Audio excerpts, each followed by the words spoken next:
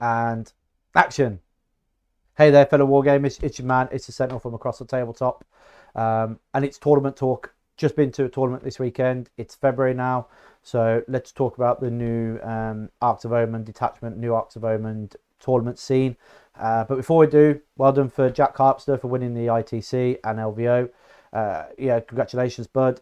You know, all the Age of Sigmar guys over there as well, rooting on at the end there was amazing on the live stream. Where they did all the trophies and the awards, and congratulations for all those players out there that came top of their faction. I'm coming for you next year, so hopefully I'll be up on that podium and the list of those players that came number one. So I went to a local GT in Oxfordshire in Abingdon. The terrain was GT, it was 34 players, so it was a GT. Top end of the tables had standardized ITC UK terrain, and then it was a mixture of trying to get as many of those buildings to be UK ITC terrain accepted, with a couple of unique buildings towards farther down the end of the boards where the more interesting games happen, if you want to consider it. The tournament organizer, it's all his own terrain, so congratulations on that. You know, one person having that many boards of terrain is incredible, so well done. And they all looked amazing. Every single one of them was painted incredibly well and stunningly presented on the tables with incredible mats. The venue was great as well. It was enough, plenty of parking outside, plenty of space inside to move around. Didn't feel cramped at all, so well done for that. So let's get straight into it. I played my first game against Imperial Knights. It was against Sid.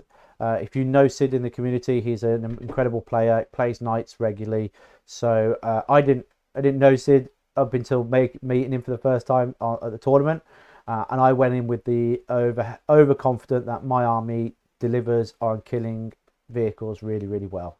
And Sid went in there going, I've got to play an incredible game, otherwise I will underestimate the Imperial Fist, and the Imperial Fist will beat me. And he didn't underestimate me. He played an outstanding game. He took the win with board control and experience as the experienced player that he is with that army, and he did really, really well. I lost the game 96 to 88, so it was a high scoring game. Sid played an incredible game, like I said, and was such a gentleman in the last couple of rounds, and just allowing, wouldn't say allowing, but just allowing the game to flow in a way that it gave him the win, but allowed me to still stay in the game. You know, if that makes sense to you guys. I played the try hard player, so I tried to get as many points as possible, and Sid was very generous in that try hard aspect of myself, because I am a try hard. I'd put myself in that try hard category at the moment, where I'm trying to squeak be as precise as possible on the table, be as gentlemanly as possible, but know that I need to play a dynamic game where the focus is on precision, and if I don't play precisionally, the army gets run over. So I need to make sure that every model of my army is either intently hidden or in a certain position for the follow-on part of the game. And yeah, Sid was amazing in that aspect of understanding and the way the points were presented at the end. So thank you, Sid, for that first game, even though you kicked my butt with your experience in game board control. Yeah, that counting as 5 and OBSEC is really important for Knights, and I'm so glad they've got it, because it just means they can hold the presence on the table. I took Bring It Down instead of Codex Warfare, because they're 2 points each, and I don't have to worry about what kills the Knights to get the 2 points. I took Behind Enemy Lines, scored really well on that. I scored 14 on all my secondaries on this one, so it was a really close game. It was just Primaris that let me down a little bit, so well done for that. So Behind Enemy Lines, Codex Warfare, and Oath of Moments. So sorry, Bring It Down, Behind Enemy Lines, and Oath of Moments, which going second helps. Did I go second? Yes, I went second, which helps for that one, and it was just able to get me to that 14. And so unfortunately lost my first game. Congratulations, Sids. I went played against Brad and his monster build of Tyranids. The Execrete, Pyrovores, Maleceptor, Trigon, a Execrete with I want to say it's an Execrete with a Flamer, but I don't think it is. But it's a big monster with a Flamer. Tyrant, Walking Tyrant. So it's the T8 model, not the T7 Hot Flying Hive Tyrant. 30 odd Harmagants, 6 Pyrovores. You had the one that buries, it's not the Malicet Trigon. It's the one that goes underneath the ground, that one, and then pops out. Some Gene Stealers for fast movement onto the objectives. It was what mission was it? Sorry, it was mission Death and Zeal. So it's quarter, so it was quite narrow, and there was lots of -1 to hit on this terrain, on this board. So we had a very close game. It came down to turn 5. Again, I went second. I played quite reserved with my secondaries, shock tactics, codex warfare, and retrieved data, battlefield data. If I had a change, it would be shock tactics to behind enemy lines, because I would have scored well on that one again. Codex warfare did me well. Retrieved data did me okay, but I wish, like I said, I changed it slightly and probably gone with the bring it down for the for the monster build. That may have been more beneficial than data, the battlefield data. The scoring wise, like I said, was interesting because it came down to turn 5 and I was going second. So turn 5 came, I was quite confident that that it was going to be a 12-point swing, but I needed to get everything off. He ran an Execrete onto the middle, being obsec. I couldn't quite get enough models to get onto the middle of the board, middle objective, to take it back. So I had to rely on shooting it. Unfortunately, he gave it transhuman for the Tyranids transhuman. He also gave it catalyst, which is to feel no pain, and then proceeded to roll a unbelievable amount of 6s. And don't get me wrong, he didn't roll the same dice he rolled earlier in the game, and they weren't rolling him 6s. So it was the dice gods were looking down at him and favouring him in his last turn, and he kept his monster, the Execrete, on the objective, which was the winner. I didn't get control more. I didn't get shot tactics. I didn't get bring it down. I wouldn't have got. Did I take bring? Yeah, I took bring it down. No, he took bring it down. Sorry. So I didn't get shot tactics. I didn't get codex warfare. I didn't get hold more. I lost by 10 points, and all 3 of those would have got me 12. Would have got me 2, 4, 10.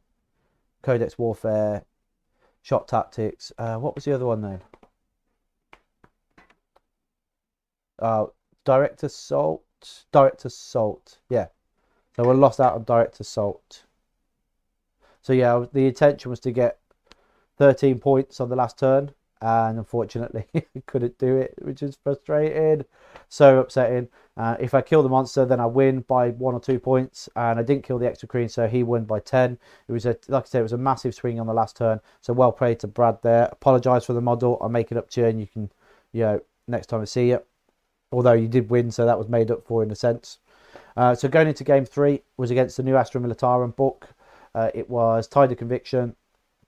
We're now towards the bottom end of the tournament terrain. I've scored really high though, so I'm not at the bottom tables. I'm in the mid-bottom tables, like table 12, I think it was, out of 17. Table 10 or 12. And so yeah, I'm doing pretty well in the scoring aspect. And I played a gentleman called Lee with his brand new Astra Militarum, the Kasakan unit, the Vanquisher, Plasma battle tanks, 2 Chimeras, the new mortars, the Strength 5 mortars, which I didn't know they were Strength 5 now. Then he had the Castellan Creed. He had some Tempestus. He had that new command squad with the Borgrin, with Cadia stands, transhuman, feel no pain, bring back one back. I mean, a full gladiator tried to kill the command squad and failed to kill the command squad with that. What Borgrin just tanking so many shots.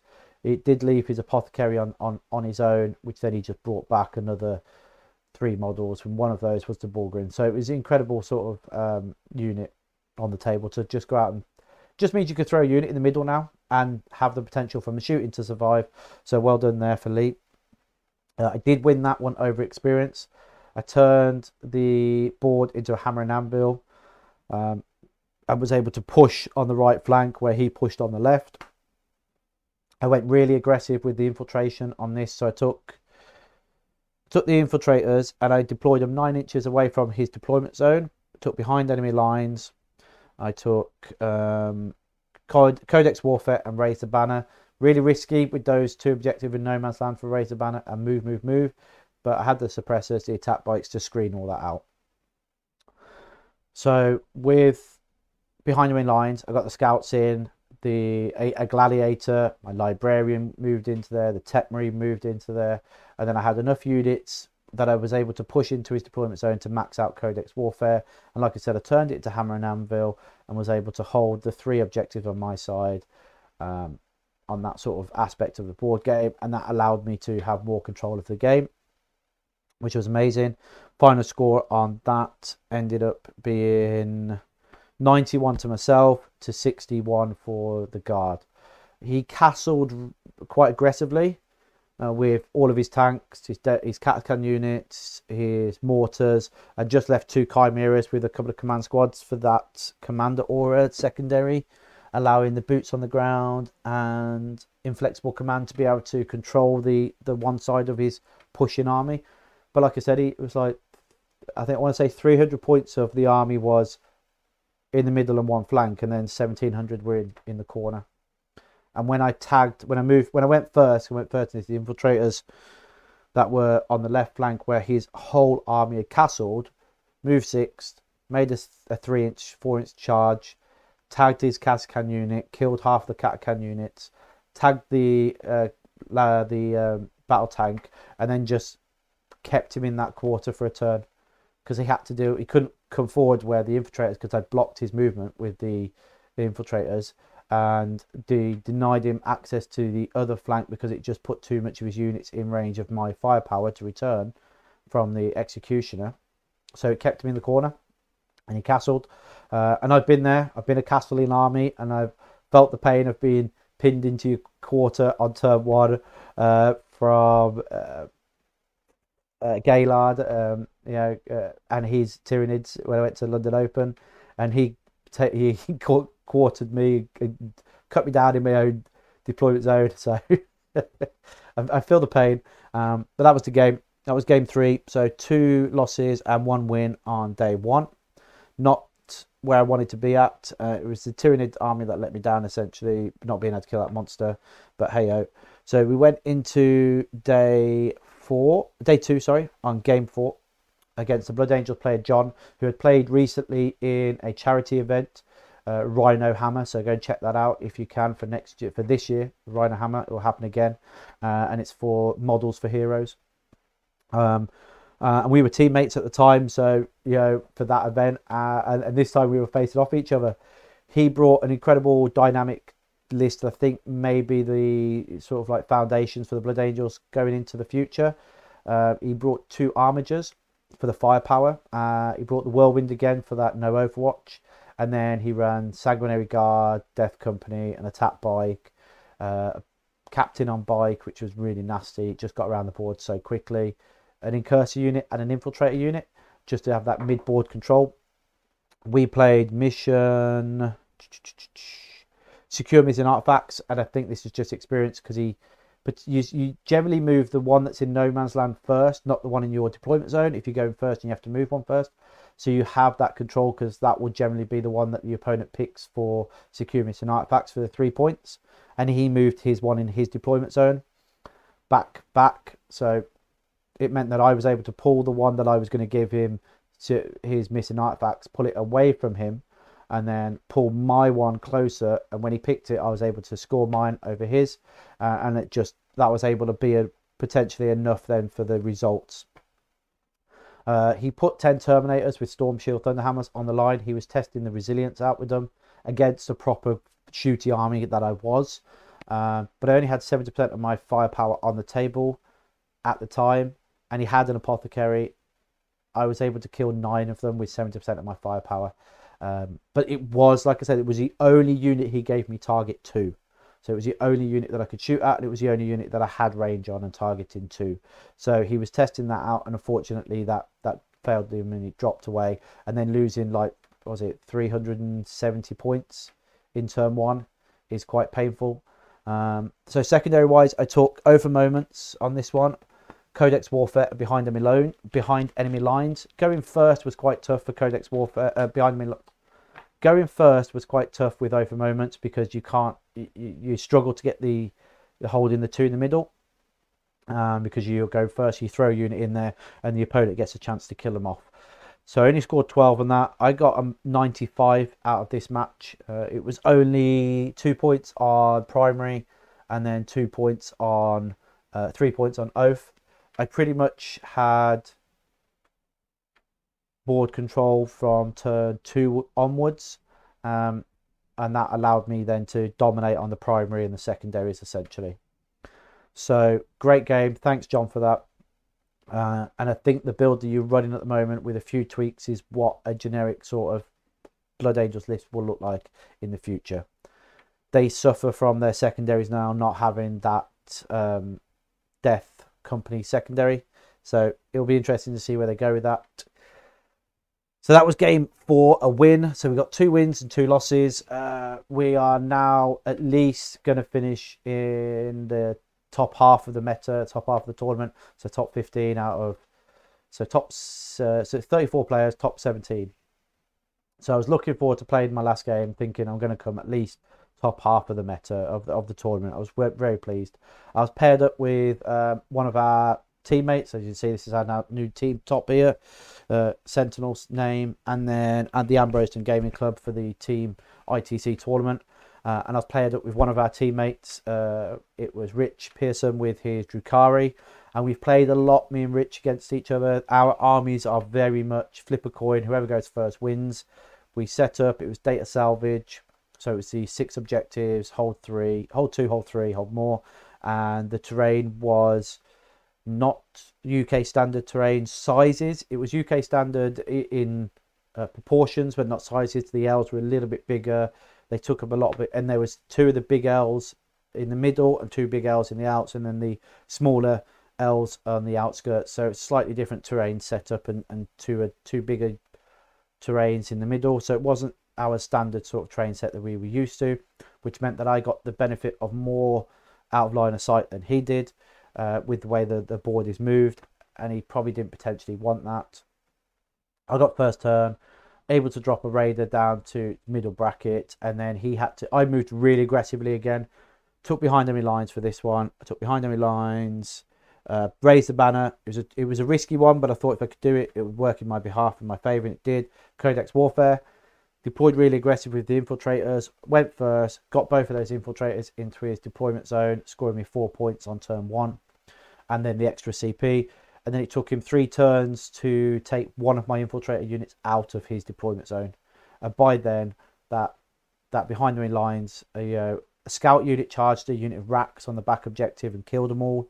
He then had to take an Incubi unit back to kill them, which then left his only combat unit, an Incubi and Drazar, to come forward. They did kill the Redemptor. I mean, his shooting was really poor, actually. So I went quite aggressively because it seems to be paying off the aggressive move turn 1, turn 2. So I went aggressive again. He got like 13 Dark Lances. He pumped 12 into my Leviathan. Half of them went through, but when he did roll the damage, with D3 plus 1, he kept rolling a 1 on his D3, which then I reduced. So I was taking less and less damage than I expected. The Leviathan survived on 1 wound in the end. And then the Techmarine healed him back up the next 2 turns to like 7 wounds. And then it took his Incubi to kill the Leviathan. But by then, the game was pretty much in my control, in my favour. Heard the prey, retrieve battlefield data for him and bring it down. You know, it was one of those. It was always going to be a flip of the coin. We played a gentleman's game. So towards the end of the round 3, it was my Gladiator, and as you see, a new chassis for another Gladiator, and I'll explain that tomorrow in another video. So my Gladiator is going to shoot your racks. No worries, the racks are dead. Then it would be my Incubi are going to charge your scouts. No worries, the scouts are dead. There's no point in rolling for that many attacks. And he did the same with infiltrators. We did the same with returning fire for certain things. My Executioner is going to kill. So to shoot everything into one Raider, kill the Raider. No worries, I'll pick the Raider up. and we did that towards the end, knowing that the trading game for us is because we played so often, the dice rolls and how things generally pan out. We played a gentleman's game towards the end of turn 3, and it ended up at 80-44. The firepower of the Gladiator Reapers on those T3 bodies are massive with the amount of shooting power. And if you can get the Techmarine to give them +2 to hit, +1 to hit, you're hitting on 2s, wounded on 2s on the Gatling, and it just obliterates the T3 bodies. So tournament over. Because we played each other, we played that super fast, that game. I think we were finished within an hour and 20 minutes. And for the first time in over 12 months, on my own, at a GT, I was 3rd in the rankings at that GT, in the placings. I was thrilled. But unfortunately, we were on table 7 last game. That meant that there were 6 players above us. 2 of those were undefeated, so there were 4 wins. And then the... what's that? Yes. Lots. 8 players above us, was it? 8 players? 6 tables, 12 players. 12 players above me, my apologies. I can count, honestly. 2 of those were undefeated, so I was never going to beat them. That's why I was 3rd, because I'd finished and won 3 games, and we were just waiting to see who else had won the 3rd games to move to the 4th game wins, and then if any others apart from that. I finished 8th overall, which was wonderful for a feeling of a game.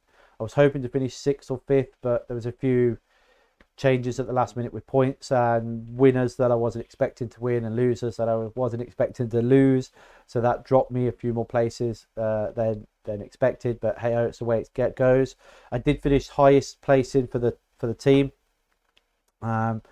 We took 6 players, 1 had to drop. There's a picture, I'll put up a picture of us all going.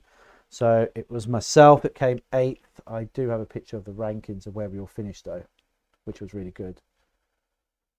Okay, so I came 8th. The highest Codex Space Marine player there. 2 Grey Knights were above me. Oh, excuse me. 2 Grey Knights were above me, which means I outplayed the Blood Angels list, I outplayed the Iron Hand list, and I outplayed the other White Scars Space Wolf lists. So I was quite happy with that. Clement Tornad, so apologies if I just rick your name. Clement Tornad with his Unari won the tournament with 5 undefeated games at 449 points.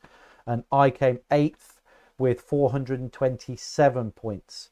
So yeah, and the highest point was 452 points. So I'm absolutely thrilled that I was able to compete at that sort of level and score that many points. So very, very thrilled and very, very chuffed with that. So let's go into it then. 8th for myself. We then had Rich Green and his Custodians coming 14th. We had Duncan with his Necrons came in 15th. Nick with his Goths, with his Yorkies, came in 17th.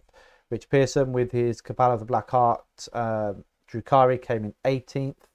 And then we had one other player, Rob, with his Custodians, coming in 23rd. Yeah, the guys played an amazing tournament. We did really well in our feeling and understanding of how we were going to change our list for the international team tournaments, where we thought the meta was going to be, how we played in the Arks of Omen, the sort of secondaries which are going to work. We worked out the Custody secondary, which is again Stand Vigil, which is essentially the old hold more objectives, is at the end of the battle round and not the end of the turn. So learning curves, and we're learning these new things before we get to the international teams tournament and get our butts kicked. We're learning them now, so when we get there we are more experienced, and that's the whole process we're going through. I'm quite happy with the way the tournament went. I'm very happy that I finished in the top 10. I'm very happy that I got 3 wins. I would have liked 4, and I'm hoping that the next Ark GT I get the 4, and then hoping in the future I get an actual win. So the future of the GTs, we've got the team tournament coming up at the end of February. We've got an RTT at the end of this week, and I'll do a list for that, what I'm taking, because there is changes tomorrow, because it's Thursday, and I hope to get this up tonight, and then there'll be another list thing tomorrow. I've got a Gladiator to paint in less than 48 hours. So I better get onto that. And that will be the Gladiator Valiant. So it's going to replace my Executioner, and it's going to be a more precision, devastating unit, fingers crossed. And then it gives me a bit more flexibility. I've already played 3 or 4 games with the list now. I don't like it. It's going to change. And I'll tell you why tomorrow. But it's the list I'm taking to an RTT. And we'll see how I do there. That's all for now. I hope you enjoyed this little breakdown of my tournament experience. I'll throw some pictures up in between. And you'll see the armies I played, the terrain I played on, why you've been listening to me. And hopefully you've enjoyed that. So thanks for sticking by for so long. I'll catch you later. Take care. And bye-bye.